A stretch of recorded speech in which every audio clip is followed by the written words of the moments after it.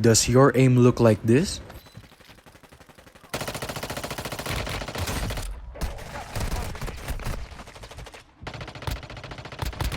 Let me show you a quick settings guide to enhance your gameplay. We start by going to the settings menu and going to the graphics options. So first is the visual quality. Now, I don't want to be biased, but this game's graphic is doo-doo ass cheeks.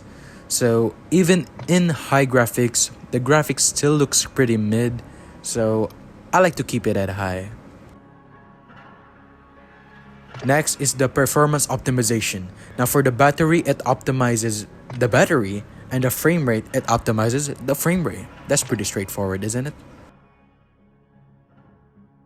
Now for this one here, it basically just allows the game to download or stream high-res assets over mobile data if Wi-Fi is unavailable.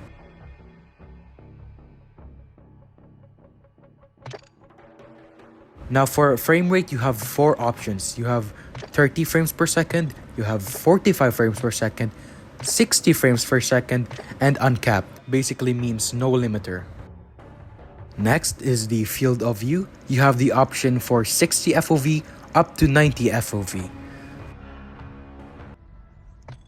First is 60 FOV. It basically makes the world more narrower and makes your shots more easier since enemies are most likely to be bigger.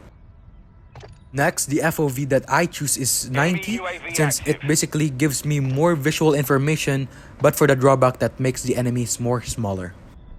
Moving on, now we go to the controls tab.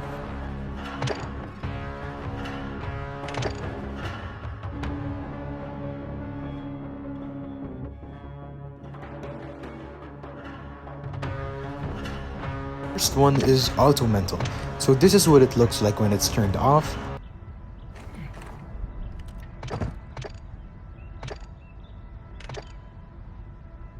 This is what it looks like when it's turned on.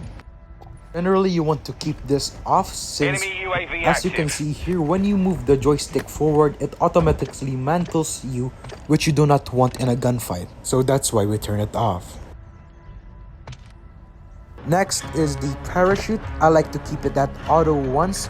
For times when I forget to open my parachute, it automatically opens it for me. Keep in mind, you can turn this off when you want a more precise timing. It's your choice. Next is sprint to stand. Basically, when you push your joystick forward when in a prone position, it automatically makes you into a running position. You can see when I'm in prone here and I push the joystick forward, it automatically makes me sprint, which is good for combat situations where you don't have to click the jump button. Lastly, here are my sensitivities. I know they seem pretty basic, but it works for me. And you should use whatever works for you too. So that's pretty much it. I hope you learned something new from this video, and thank you guys for watching. See ya.